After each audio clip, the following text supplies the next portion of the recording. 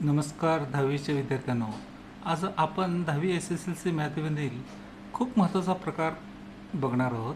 Pair of linear equation in two variables. आता इथे substitution नाही आहे आणि एलिमिनेशन मेथड पण नाही आहे. आपण डायरेक्ट क्रॉस मल्टिप्लिकेशन मेथडने आन्सर काढणार आहोत आणि ही पद्धत तुमच्या शाळेतसुद्धा शिकवली जाणार नाही आहे. चला उदाहरण बघूया.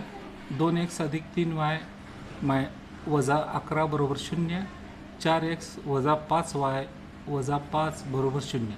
आता हे दोन इक्वेशन आपण क्रॉस मल्टिप्लिकेशनने सोडवू. सर्वात आधी आपण डिनॉमिनेटर काढायचं आहे. स्टेप 1 फॉर्म्युला आहे a1 b2 वजा a2 b1. इथे a1 बरोबर 2, b1 बरोबर 3, a2 बरोबर 4, b2 बरोबर 5. म्हणून ब्रॅकेटमध्ये 2 गुणिले वजा 5 ब्रॅकेट क्लोज वजा दुसऱ्या ब्रॅकेटमध्ये 4 गुणिले 3. नेक्स्ट स्टेप आहे वजा 10 वजा 12. तर आपला डिनॉमिनेटर राहिलेला आहे वजा 22. तर चला मित्रांनो, आता आपण सेकंड स्टेप पाहूया.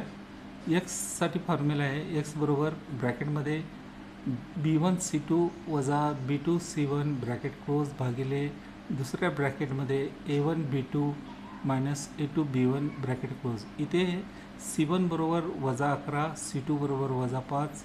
म्हणून ब्रॅकेटमध्ये 3 गुणिले वजा 5 ब्रॅकेट क्लोज वजा दुसऱ्या ब्रॅकेटमध्ये वजा 5 गुणिले वजा 11 ब्रॅकेट क्लोज.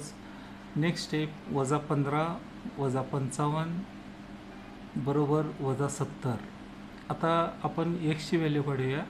एक्स बरोबर वजा 70 भागिले 22.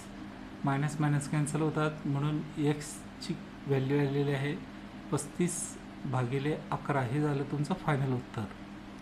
तर विद्यार्थ्यांना कसं वाटलं क्रॉस मल्टिप्लिकेशन मेथड? आपल्याला इक्वेशन खूप पटकन सॉल्व करून देऊ शकतो हा क्रॉस मल्टिप्लिकेशन. अशाच SSLC मॅथ्स तयारीसाठी आमचे चॅनल प्लीज सबस्क्राईब करा. थँक्यू.